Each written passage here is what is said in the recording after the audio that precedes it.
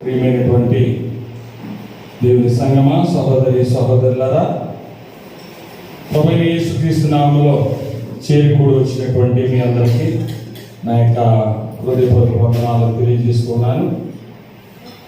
ఈ ఆదివారము ఒక ప్రత్యేకమైనటువంటి ఆదివారము, పామ్ సండేగా అంటే మట్లాదివారముగా ఈ యొక్క ఆదివారమును మనము చూస్తూ ఉన్నాం. యేసు ప్రభు వారు సిలువ వేయబడడానికి 6 దినముల ముందు యెరూషలేము దేవాలయానికి వెళ్ళినట్లుగా ఈ ఆదివారాన్ని మనం చూస్తూ ఉన్నాం. ఎన్నోసార్లు ఆయన యెరూషలేము దేవాలయానికి వెళ్ళాడు, కానీ ఈసారి మాత్రం అలాగే కాదు. ఒక ప్రత్యేకమైనటువంటి రీతిలో ఆయన యెరూషలేము దేవాలయానికి వెళ్ళాడు. యేసు ప్రభు వారు 33.5 సంవత్సరాలు ఈ లోకంలో జీవించాడు. 3.5 సంవత్సరాలు సువార్త ప్రకటించాడు ఆయన. ఈ 3.5 సంవత్సరాల్లో కూడా ఎన్నో కిలోమీటర్లు కాలినడకన ఆయన ప్రయాణం చేశాడు, కానీ ఎప్పుడూ కూడా ఏ విధంగా ఏ వాహనాన్ని ఆయన వినియోగించుకున్నట్లుగా మనకెక్కడా కూడా కనబడదు. అయితే ప్రభునందు ప్రియులారా, ఈ ఆదివారం మట్లాదివారంగా మనం దీన్ని పిలుస్తున్నాము. ఈ ఆదివారపు దినమునే ఆయన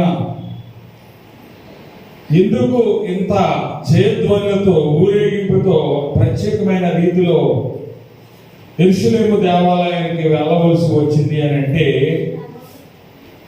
పాత నిబంధనలో చాలా ప్రవచనాలు మనకు కనిపిస్తూ ఉంటాయి ఈ దినాన్ని గురించి.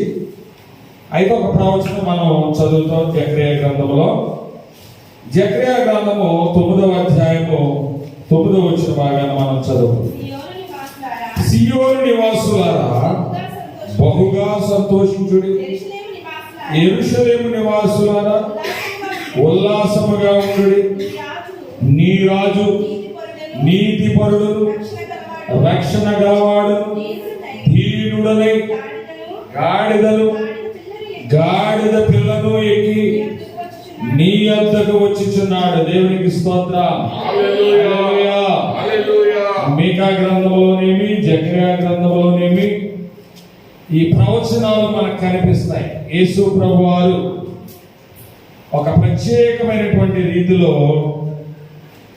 సియోనుకు యెరూషలేమునకు వెళతాడు అనేటటువంటి మాటలు మనకు కనిపిస్తాయి. వాటి నెరవేర్పే ఈ మట్లాదివారం. అయితే ఇక్కడ చాలా శ్రేష్టమైన మాటలు 10వ వచనంలో ఉన్నాయండి. 10వ వచనం చదవనా?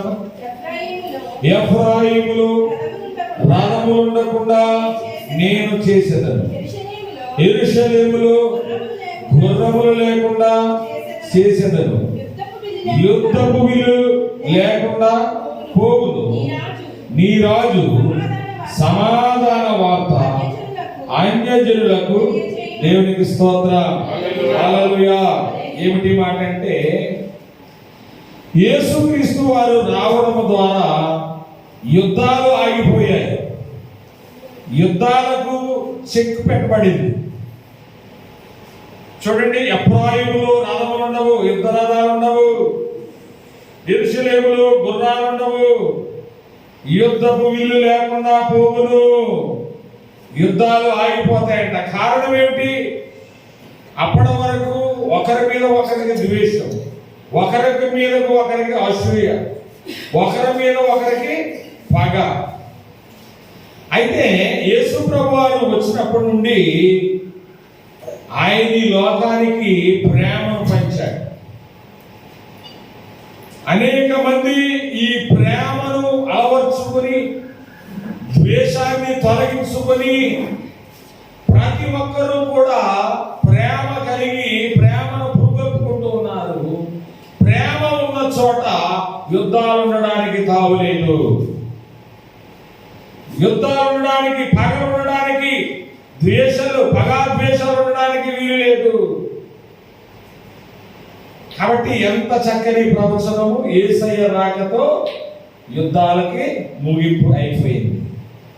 ఇప్పుడంటే అక్కడక్కడ జరుగుతున్నాయి, అవి ప్రభు ప్రేమ లేనటువంటి వ్యక్తుల మధ్య, దేశాల మధ్య ఇవనేవి జరుగుతూ ఉన్నాయి. కానీ ప్రభు ప్రేమను సంతరించుకున్న చోట యుద్ధములకు, జగడములకు, పగాద్వేషాలకు అసలు అవకాశమే లేదు. దేవునికి స్తోత్రం. హల్లెలూయా. హల్లెలూయా. హల్లెలూయా. చూడండి, లూకాసు వార్త 19వ అధ్యాయము 29వ వచన భాగాన్ని మనం చదువుకుందాం. లూకాసు వార్త 19వ అధ్యాయం 29వ వచనం. ఆయన ఆయన యూదేయ కొండ దగ్గరనున్న బెత్ఫగే బెతానియా గ్రామములకు సమీపమునకు వచ్చినప్పుడు తన శిష్యులనిద్దరిని పిలిచి ఎదుటనున్న మీ ఎదుటగానున్న గ్రామమునకు వెళ్ళుడి. అందులో మీరు ప్రవేశింపగానే కట్టబడి ఉన్న ఒక గాడిద పిల్ల మీకు కనబడెను. దాని మీద ఏ మనుషుడును ఎన్నడూ కూర్చుండి ఉండలేదు. దానిని విప్పి తోలుకొని రండని ఎవరైనను మీరు ఎందుకు దానిని విప్పుచున్నారని మిమ్మల్ని అడిగిన యెడల ఇది ప్రభువునకు కావలసి ఉన్నది అని వారితో చెప్పిడి. దేవునికి స్తోత్రం.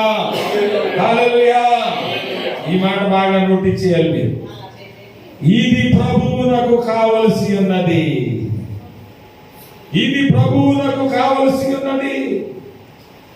యేసు ప్రభు శిష్యుడైన ఇస్కరియోతు దగ్గర డబ్బు సంచి ఉంది. ప్రభువారు కావాలంటే ఆయన ఎప్పుడైనా గాడిదను కొని దాని మీద ప్రయాణం చేయగలడు. కానీ ఆయనకు అలాగే ఇష్టం లేదు. ఇది లేఖనము నెరవేరవలసి ఉన్నది కాబట్టి, దేవుని చిత్తాన్ని నేను నెరవేర్చడానికి వచ్చి ఉన్నానన్నాడు కాబట్టి, దేవుని చిత్తము గాడిద మీద యెరూషలేమునకు వెళ్ళాలని ఉంది కాబట్టి, ఇక్కడ ఇంకొక విషయాన్ని మనం నోటీస్ చేసినట్లయితే, ఈ 3.5 సంవత్సరాల్లోనూ ప్రతి ఒక్కరూ కూడా యేసు ప్రభు వారి నుండి ఏదో ఒక మేలు, ఉపకారం పొందుకున్న వారే తప్ప ఎవరు కూడా దేవునికి ఏదైనా ఇచ్చిన వారు కాదు. దేవునికి స్తోత్రం. ఎవరి దగ్గర ప్రభువు ఏది ఎప్పుడు ఆశించలేదు. ఎవరి దగ్గర నుంచి ఏది ఆయన ఆశించలేదు. అయితే ప్రభువు ప్రియులారా, ఈసారి మాత్రము ఆయన అంటూ ఉన్నాడు, అదిగో బెత్ఫగే బేతనియా గ్రామాలకు ఎదురుగా ఉన్న ఒక గ్రామంలో కట్టబడి ఉన్న ఒక గాడిద పిల్ల ఉంది. దాని మీద ఏ మనుషుడును ఎన్నడను కూర్చుండలేదు. ఏ మనుషుడు ఎన్నడు కూర్చుందని గాడిదను ఆయన కోరుకున్నాడు. ఇక్కడ ఒక గాడిదైనా, గుర్రమైన, ఏనుగైనా దానిని మనం వినియోగించుకోవాలంటే, స్వారీ చేయాలంటే దాని మీద దానికి ట్రైనింగ్ ఇవ్వాలి. అంతే కదా, తరబీదు ఇవ్వాలి. మన ప్రాంతాల్లో ఎడ్లు కొన్నా ఇంతకు ముందు దానికి ట్రైనింగ్ ఇచ్చేవారు. కానీ ఈ గాడిదకు ఎటువంటి తరబీదు లేదు. ఒక వ్యక్తిని ఎక్కించుకొని ఎలా నడాలో అవగాహన లేదు. అయినప్పటికీ ప్రభునందు ప్రియులారా, సమస్తమును నడిపించేవాడు ఆయనే కనుక ఆయనను తన మీద కూర్చుండబెట్టుకొని చక్కని రీతిలో అది ప్రయాణము చేసినట్లుగా మనము దేవుని వాక్యములో చూస్తూ ఉన్నాం. ఇక్కడ విప్పబడిన గాడిదగా మనకు కనబడుతుంది. కట్లు విప్పబడిన గాడిద. 129:9 మనం చూసుకున్నప్పుడు ఒక మాట మనకు కనిపిస్తుంది. 129 3వ వచనం భాగం చదవండమ్మా. ఉన్నవారు ఆ, నా వీపు మీద దున్నిరి. ఆ, వారు చాలును పొడుగుగా చేసిరి. ఆ. యెహోవా న్యాయవంతుడు భక్తిహీనులు కట్టిన తాళ్ళు భక్తిహీనులు కట్టిన తాళ్ళు. ఆయన తెప్పి ఉన్నాడు. దేవునికి స్తోత్రం. హల్లెలూయా. భక్తిహీనులు కట్టినటువంటి తాళ్లలో నుండి, బంధకాలలో నుండి విడుదల పొంది మనము దేవుని యొద్దకు రావాలి. ఇది ప్రభువునకు కావాలి, ఇది ప్రభువునకు అవసరము. నిజంగా ఆ రోజుల్లో ఏంటండి, ఒక గాడిదంటే ఈ రోజుల్లో ఒక కారు కొన్నంత వేలండి. నా చిన్నప్పుడు మన ప్రాంతాల్లో చాలా మందికి రెండెట్ల బండ్లు ఉండేవి. అందరికీ ఉండేవి కాదు. ఆ సామర్థ్యం ఎవరికైతే ఉందో వారు బండి ఉన్న ఇల్లు గొప్పది, రెండెట్ల బండి ఉన్న ఇల్లు గొప్పది, కారు ఉన్న ఇల్లు అలాగే గొప్పది. అలాగే ఒక గాడిదని కలిగి ఉండడం అంటే అది చాలా గొప్ప విషయము. కాబట్టి ఒక గాడిదను ఇవ్వడం అంటే అది కూడా చాలా గొప్ప త్యాగము. అయితే ప్రభువుని పిల్లారా, ఆ వ్యక్తి ప్రభువునకు ఆ గాడిదని ఇచ్చినట్లుగా మనం చూస్తూ ఉన్నాం. యేసు ప్రభు వారు గొప్ప గొప్ప రాజులు చూడండి, వాళ్ళ పట్టాభిషేకానికి ఆ ఏనుగుల మీద ఊరేగుతారు, గుర్రాల మీద ఊరేగుతారు, ఒంటెలను అలంకరించి ఊరేగుతారు, రకరకాల పద్ధతుల్లో ఊరేగుతారు. కానీ యేసు ప్రభు వారు ఒక గాడిదను ఆయన ఎంపిక చేసుకున్నాడు. కారణం ఏంటంటే, గాడిద అనేది పశు జాతిలో చాలా సాత్వికము కలిగినటువంటిది. నిజంగా ఒక వ్యక్తిని, మాట విన్న వ్యక్తిని గాడిదతో పోలుస్తారు, కానీ గాడిదలో చాలా ప్రత్యేకతలు ఉన్నాయండి. దాని చెవులు మరి ఆ సైడ్కి పెడితే తుఫాను వస్తుందని చూపిస్తారండి. వెంటనే చాకలివాడు ఆ బట్ట అన్ని చదువుకుని త్వరగా ఇంటికి. దాని చెవులు ముందుకు పెడితే ఏదో గొప్ప వర్షం వస్తుందని చెప్తుంది. దాని చెవులు నిటారుగా పెడితే వేరే అర్థం ఉంటుందండి. అంటే ఎంత వివేకం ఉంది, ఎంత జ్ఞానం ఉందండి.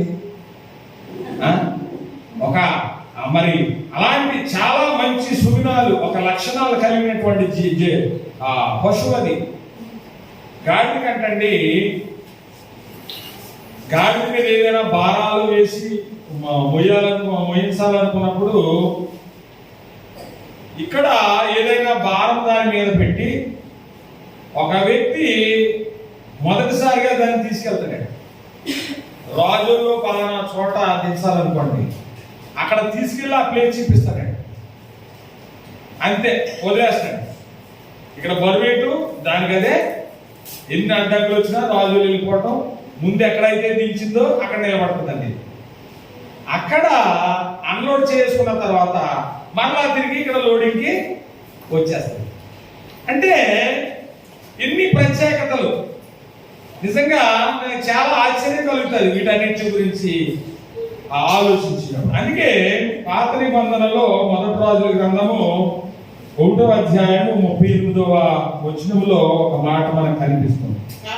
కాబట్టి యాజకుడైన సాదోకును ప్రవక్త అయిన నాతాను యెహోయాదా కుమారుడైన జకర్యాయును బెనాయాయు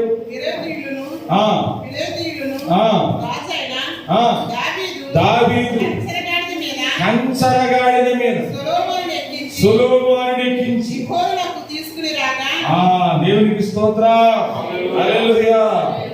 సొలొమోను పట్టాభిషిక్తుడైనటువంటి అప్పుడు ఆ గాడిదను జాగ్రత్తగా ఉంచి ఆ కంచర గాడిద మీద సొలొమోనుని ఎక్కించి పట్టాభిషిక్తుని చేసి గిహోనుకు ఊరేగిస్తూ తీసుకుని వచ్చినట్లుగా మనం చూస్తాం. ఏమంటే ఎన్నో ఏనుగులు ఉన్నాయి, గుర్రాలు ఉన్నాయి, ఒంటెలు ఉన్నాయి. అయినప్పటికీ సొలొమోను దేనిని కోరుకున్నాడు? కంచర గాడిదను కోరుకున్నాడు. కంచర గాడిదను ఎందుకు కోరుకున్నాడంటే, యేసు ప్రభువారు గాడిద మీద వెళ్తారని సొలొమోనుకి అవగాహన ఉంది. సొలొమోనుకి అవగాహన ఉందని మనం ఎలా చెప్పగలము అని అంటే, యెరూషలేము దేవాలయాన్ని సొలొమోను మహారాజు కట్టించినప్పుడు దానికి 12 ద్వారాలు పెట్టాడు.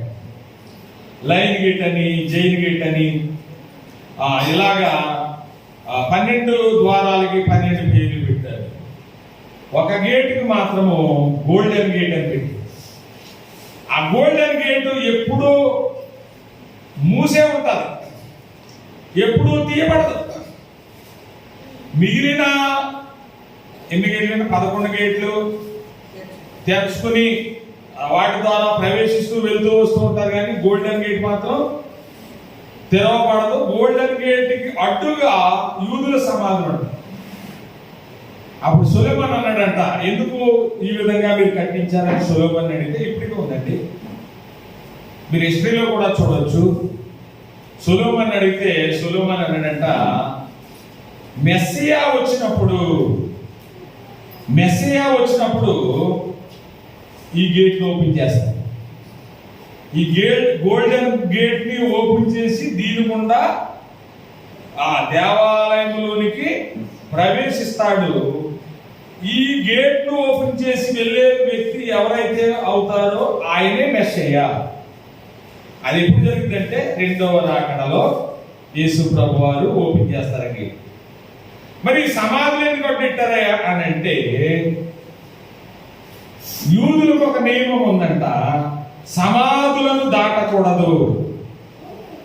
ఆ గోల్డెన్ గేట్ ఓపెన్ చేయాలంటే ఈ సమాధులు దాటి వెళ్ళాలి. ఈ సమాధులు దాటి వెళ్ళకూడదు.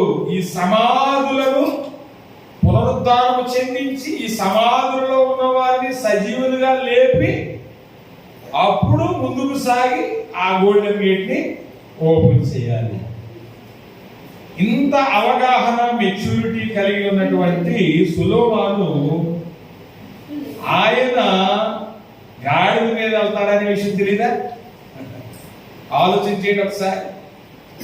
అందుకే ప్రభువుకి ఉంచవలసిన వాటిని ప్రభువుకు ఉంచి వారు వేరే వాహనాలను వినియోగించినట్లుగా వాడినట్లుగా మనం దేవుని యొక్క వాక్యములో చూస్తూ ఉన్నాం. దేవునికి స్తోత్రం, హల్లెలూయా. అయితే ప్రభువుని పిల్లరా, ఈయన గాడిదను ఎక్కాడు. ఆ ప్రజలు దారి పొడుగునా వారు విలువైనటువంటి వస్త్రాలను పరుస్తూ ఉన్నారు. అయితే జనులు ఖర్జూరపు మంటలను తీసుకుని వచ్చి దారి పొడుగునా ఇరుప్రక్కల మధ్యలో యేసయ్య వెళ్తూ ఉంటే వారు హోసన్నకు జయము జయము జయము, ప్రభు పేరట వచ్చు రాజు స్తుతింపబడును గాక అని జయధ్వనులు చేస్తూ ఉంటే ఆ యెరూషలేము నివాసులు ఏమనుకున్నారో మత్తయి సువార్త 2వ అధ్యాయము 21వ అధ్యాయము 10వ వచనం చూడండి. ఆయన యెరూషలేములోనికి వచ్చినప్పుడు పట్టణమంతయు ఈయన ఎవరు అని కలవరపడెను. జన సమూహము ఈయన గలిలయలోని నజరేతు వాడగు ప్రవక్త అయిన యేసు అని. దేవునికి స్తోత్రం. అన్ని అద్భుతాలు చేసిన, అన్ని ఆశ్చర్యకార్యాలు జరిగించిన చాలా మందికి యేసు ప్రభు వారంటే ఎవరో తెలియని వారు ఉన్నారు. ఏంటి ఈ ప్రజానికము, ఏంటి ఈ జన సమూహము, ఏంటి ఈ ఊరేగింపు? కలవర పడిపోతూ ఉన్నారంట పట్టణంలో. రోమా గవర్నమెంట్ పరిపాలిస్తూ ఉండగా ఇలాంటి ఊరేగింపులు జరుగుతూ ఉన్నాయంటే ఈయన మామూలు వ్యక్తి కాదు, ఈయన సామాన్యుడు కాదు అన్నప్పుడు గలిలయ ప్రజలు అన్నారు, ఈయన గలిలయలోని నజరేతు వాడగు ప్రవక్త అయిన యేసు అని వారికి చెప్పారు. దేవునికి స్తోత్రం. ఎంత గొప్ప ఘనత ప్రభువుకు, ఎంత గొప్ప అద్భుతం.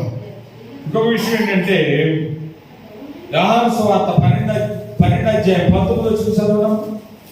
యోహాను సువార్త 12:19. కావున పరిసయ్యులు ఒకరితో ఒకరు మన ప్రయత్నములు ఎట్లు నిష్ప్రయోజనమైపోయినవో చూడుడి. ఇదిగో లోకము యేసయ్య వెంట పోయినదని దేవునికి స్తోత్రం. హల్లెలూయా. ఆ జనసమూహాన్ని చూసి పరిసయ్యులు శాస్త్రులు ఒకరితో ఒకరు, అరే ఎప్పటి నుండో యేసయ్యను మనం కిందకి తొక్కేయాలనుకుంటున్నాం కదా, ప్రతి పనిలోనూ మనం ఆయన కట్టుబడుతున్నాం కదా, మన ప్రయత్నము ఎట్లు నిష్ప్రయోజనమైపోయినవో లోకమే యేసు వెంట పోయినదని చెప్పుకునేది. దేవునికి స్తోత్రం. దానిని బట్టి ఎంత జన సమూహం వచ్చి ఉంటుందో, ఏ ప్రాంతాల నుంచి వచ్చి ఉంటారో ఒక్కసారి ఆలోచన చేయండి ప్రభునందు ప్రియులారా. కాబట్టి యేసు ప్రభువారు ఒక రాజు, ఆయన ఒక రాజు, పట్టాభిషిక్తుడైనటువంటి రోజే ఈ పామ్ సండే, లేకపోతే ఈ మట్లాది వారం యేసు ప్రభువారు పట్టాభిషిక్తుడయ్యాడు. ఏ రాజ్యానికి? దానియేలు గ్రంథం 2:44 ఉంటుంది ఆ రాజ్యం. పరలోకమందున్న దేవుడు ఒక రాజ్యమును స్థాపించును, దానికి అన్నిటికీ అంతము లేకుండా ఉంటుందని ఆ దేవుడు ఏ రాజ్యం గురించి చెప్పాడు? ఏ రాజ్యం అయితే సమీపించున్నదని యోహాను భక్తుడు యేసు ప్రభువారు ప్రకటించారు. ఆ రాజ్యానికి రాజుగా పట్టాభిషిక్తుడైనటువంటి రోజే ఈ మట్లాది వారము. ఆయన మనకు రాజై ఉన్నాడు, మనము ఆయన ప్రజై ఉన్నాము. చట్టముగా ఈ పరిశుద్ధ గ్రంథం ఉన్నది, ఈ బైబిల్ ఉన్నది. ఒక కన్ఫ్యూజన్ ఏంటంటే, చాలా మంది అంటారు యేసు ప్రభువారు దేవుని కుమారుడు, దేవుడైతే తండ్రి యెహోవా. యేసు ప్రభువారు నేను ఎక్కడా దేవుడు అని చెప్పుకోలేదు, కాబట్టి యేసు ప్రభువారిని ఒక ప్రవక్తగానే చూడాలి అని అంటారు. కానీ కొత్త నిబంధన గనక నమ్మితే ఇలా అన్నవారు. 1 కొరింథీ పత్రిక 15వ అధ్యాయము, 1 కొరింథీ పత్రిక 15వ అధ్యాయము 23వ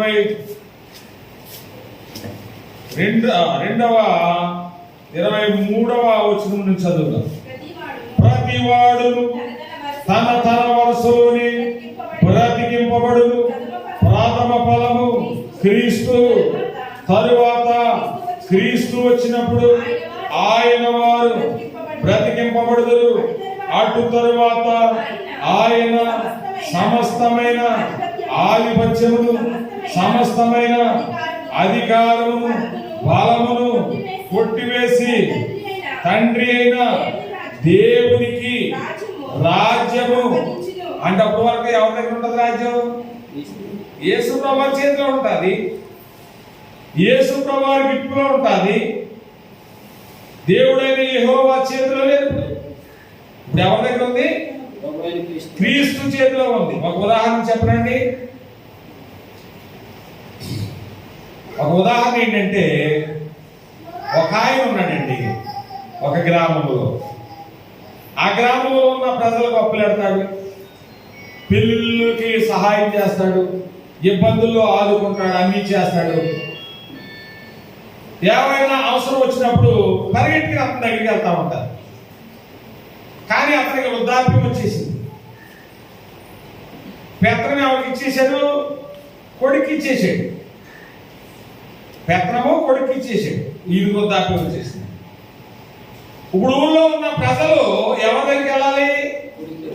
కొడుకు దగ్గరికి వెళ్ళాలి.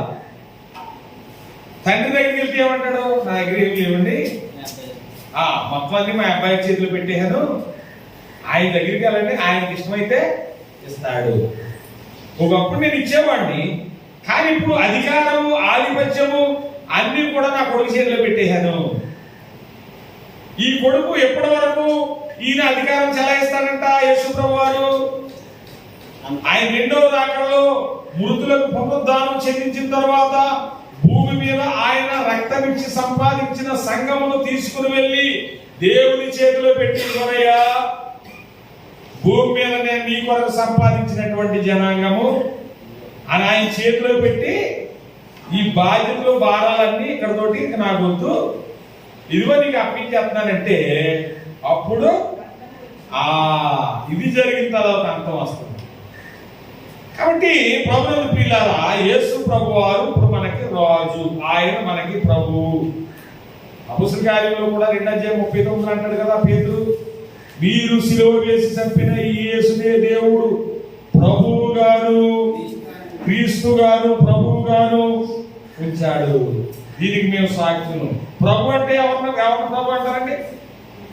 పరిపాలించే వారిని ప్రభువులు అంటారు. ప్రభు అంటే పరిపాలించేవాడిని, పాలకుడిని ప్రభు అంటారు. ఇప్పుడు ఆయన పాలకుడుగా ఉన్నాడు కాబట్టి ఇప్పుడు ఆయన ఎవరు మనకి? ప్రభు. కాబట్టి పత్రికలో కూడా ఉంటుంది, ఏమని ఉంటుందంటే సమస్తమును ఆయన క్రీస్తు పాదముల క్రింద ఉంచి సమస్తమునకు పైన ఆయనను ఉంచి ఉన్నాడు.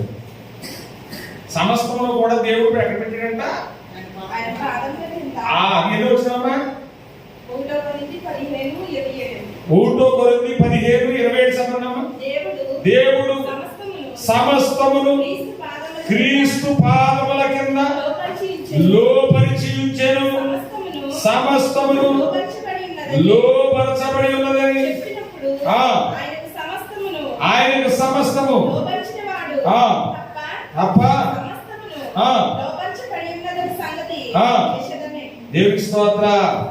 సమస్తము కూడా దేవుడి పాదాల కింద పెట్టాడండి, యేసుక్రీస్తు పాదాల కింద. ఇప్పుడు మనం ఏదైనా కావాలంటే ఎక్కడికి వెళ్ళాలి? ఆయన పాద పద్మముల దగ్గరికి వెళ్ళి ఆయన పాదములు పట్టుకుని మనం బ్రతికులాడుకోవాలి, ఆయన్ని ప్రార్థించాలి, వేడుకోవాలి, విజ్ఞాపన చేయాలి. యేసు ప్రభువారు అధికారము కలిగిన వాడై ఉన్నాడు. చాలా మంది అజ్ఞానంలో ఉన్నారు. దేవుడైన యెహోవాయే, యేసు కాదంటున్నారు. యేసుకు యెహోవాయే అధికారం ఇచ్చాడు. సమస్తమును యెహోవాయే యేసుకు లోపరిచాడు. ఈయనకి ఆయన సీట్ ఇచ్చాడు. అయితే ఈయనది ఇప్పుడు అధికారం అంతా ఈయన కాదని ఎవరికి కూడా ఏమి కూడా రాదు. కావాలంటే ట్రై చేయండి, యేసుక్రీస్తుని కాదని. కాబట్టి ప్రభునందు ప్రియులారా, దేవుడు దానియేలు గ్రంథం 2:40లో స్థాపించబోయే రాజ్యం యొక్క పట్టాభిషేక్తునిగా ఈ మట్లాది వారం రోజున యేసు ప్రభువారు పట్టాభిషిక్తుడైనట్లుగా మనం చూస్తున్నాము. అంత మాత్రమే కాదు, ఇక్కడ లూకా సువార్త 19వ అధ్యాయము 38వ వచనం చదువుకుందాం. 38వ వచనం. ప్రభు పేరట వచ్చు రాజు స్తుతింపబడును గాక. పరలోకమందు సమాధానము సర్వోన్నతమైన స్థలములలో మహిమయు ఉండును గాక. దేవునికి స్తోత్రం. హల్లెలూయా. సరండి, ప్రభు పేరట వచ్చు రాజు, దేవుని పేరట వచ్చు రాజు స్తుతింపబడునుగాక. అలా స్తుతింపబడితే పరలోకములో సమాధానమును సర్వోన్నతమైన స్థలములలో మహిమ ఉంటాది అని చెబుతూ ప్రభునందు ప్రియులారా ఉంటూ ఉన్నప్పుడు పిల్లలు అంటూ ఉన్నారు, హోసన్నా జయము, హోసన్నా జయము, హోసన్నా జయము అంటూ ఉంటే వీరిని గద్దించము, వీరిని ఓరకుండమని చెప్పుము అంటే 40వ వచనంలో ఏమంటున్నాడు? వారిని చూచి వీరు ఊరుకుండిన యెడల ఈ రాళ్ళు కేకలు వేయనని మీతో చెప్పి. దేవునికి స్తోత్రం.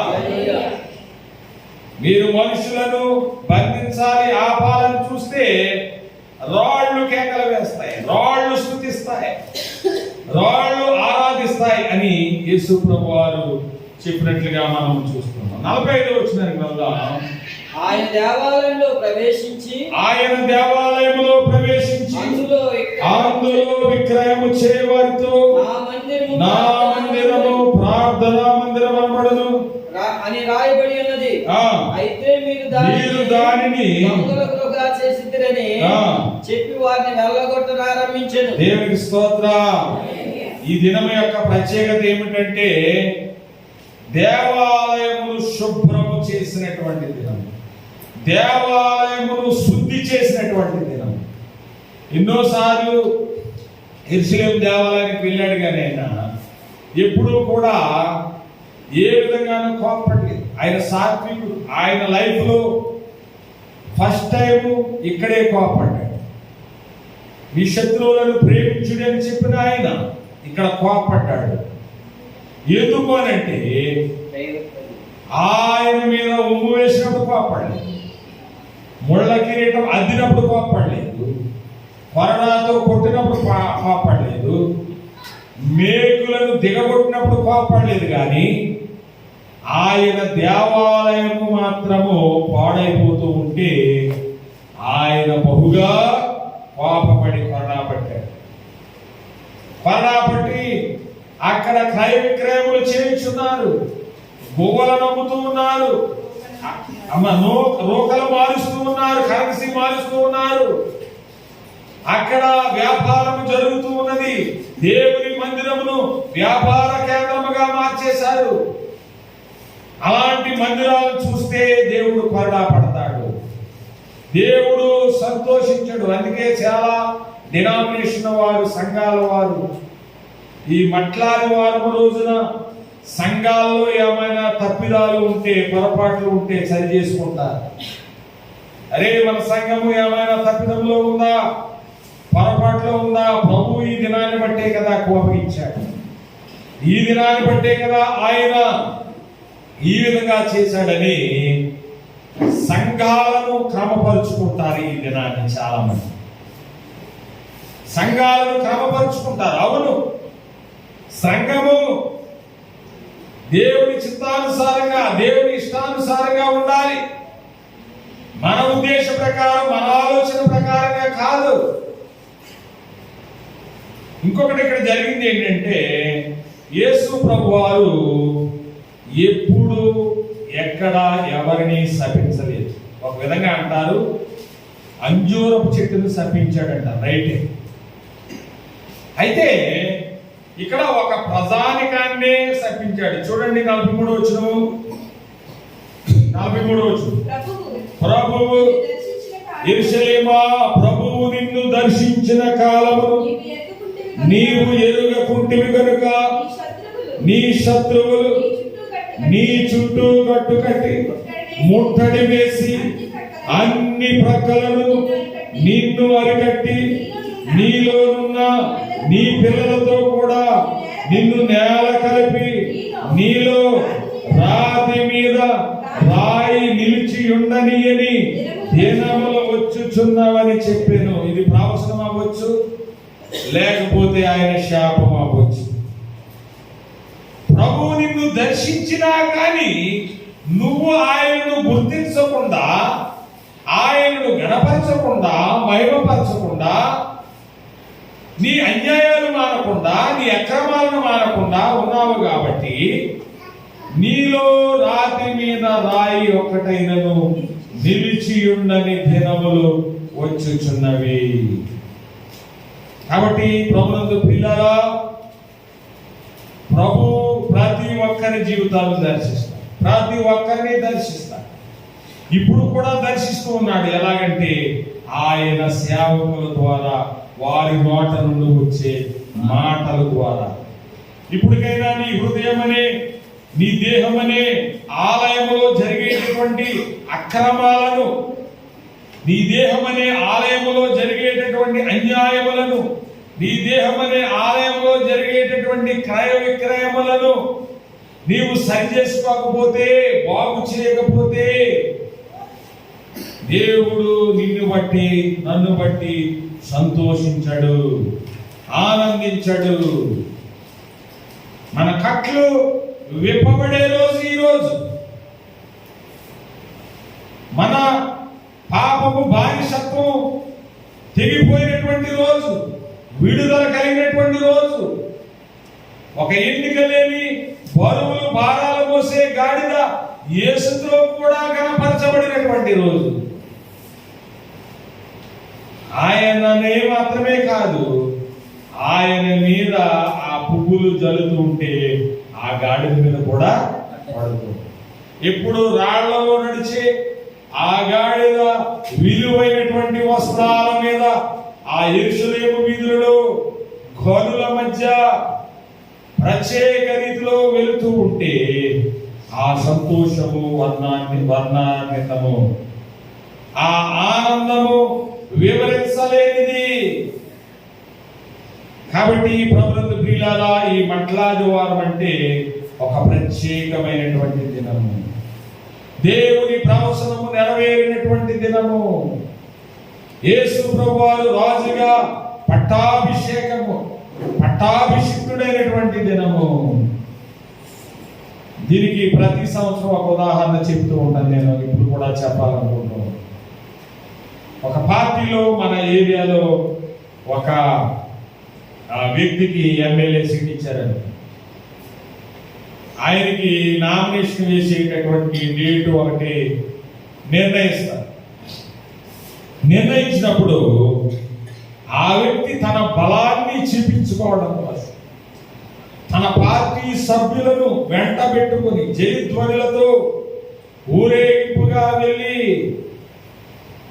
వాళ్ళు నియమించినటువంటి స్థలానికి ఆఫీసుకు వెళ్ళి అక్కడ సైన్ చేసి వస్తాడు, సంతకం పెట్టి వస్తాడు. ఎలాగా? ఈ పార్టీలో ఈ ప్రాంతంలో నేను ఈ పార్టీ వ్యక్తిగా నిలబడుతూ ఉన్నాను, లేకపోతే ఎన్నికల కమిషన్ ఆమోదించదు, ఎన్నికల కమిషన్ అంగీకరించదు. ఆ నామినేషన్ అప్పుడు ఏ ప్రాంతంలో ఏ వ్యక్తి నిలబడుతున్నాడో ఎన్నికల కమిషన్కి తెలియాలి. ప్రభువుని ప్రియులారా, ఆయన రాజుగా నిజంగా మనం చదివాం యెహోషువ 12:19 లోకము ఆయన వెంట పోయినదని ఒకరితో ఒకరు చెప్తున్నారు. పట్టణమంతా కలవరపడి ఈయన ఎవరు? అందరూ కూడా తమ తమ పని పాటలు మానేసి ఈయన వెంట నడుచుకుంటూ వెళ్తూ ఉన్నారు. ఈ వ్యక్తి ఏమిటో అని ఆశ్చర్యపడినటువంటి దినముగా ఈ యొక్క మట్లాదివారం ఒక ప్రత్యేకమైనటువంటి దినముగా, ఒక ఆశీర్వాదకరమైనటువంటి దినముగా, ఒక దీవెనకరమైనటువంటి దినముగా మనం చదవం కదా. జకర్యా 9:9 చదవం. ఏమని చదవాము? సియోను నివాసులారా బహుగా ఈ దినాన్ని బట్టి సంతోషించండి. యెరూషలేము నివాసులారా ఉల్లాసముగా ఉండండి ఈ దినాన్ని బట్టి. ఎందుకంటే నీ రాజు సాత్వికుడై నీతి పరుడను రక్షణయు గలవాడనై దీనుడనై గాడిద పిల్లను ఎక్కి దేవునికి స్తోత్ర. ఇది మన జీవితాలకు ఉల్లాస దినము. ప్రవచించాడు కదండి, ఇది మన జీవితాలకు సంతోషకరమైనటువంటి దీవెనకరమైనటువంటి దినము.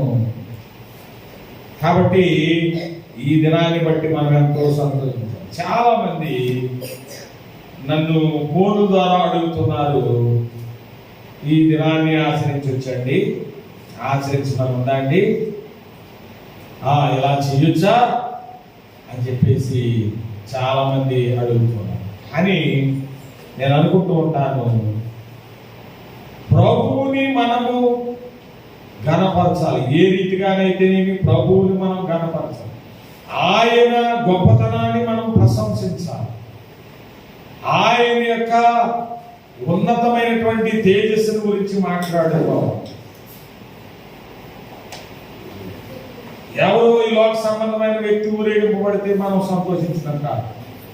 మన ప్రభువు రక్షకుడు ఆయన ఊరేగింపబడిన ఒక ప్రత్యేక దినమంటూ ఉంది. దానిని జ్ఞాపకం చేసుకుంటూ నెమరు వేసుకుంటూ గుర్తు తెచ్చుకుంటూ దానిని బట్టి మనం ఉల్లాసించి సంతోషించి ఆనందించాలి. ఎందుకంటే యుద్ధాలు ఆగిపోయినాయి ఆయన రావడం ద్వారా. యుద్ధ రథములు లేవు, గుర్రాలు లేవు, విల్లు లేదు. ఆయన ఏమన్నా కింద వచ్చినాల్లో ఈ నీ రాజు సమాధాన వార్త దేవునికి స్తోత్ర. సమాధానమే, ఇంకా కలహాలు ఉండవు. సమాధానమే ప్రభువుని అంగీకరించిన వారి, ప్రభువుని చేర్చుకున్న వారి. ఇది ఒక ప్రత్యేకమైనటువంటి ఆశీర్వాదకరమైనటువంటి దీవెనకరమైనటువంటి దినము ప్రభువుల ప్రియులారా.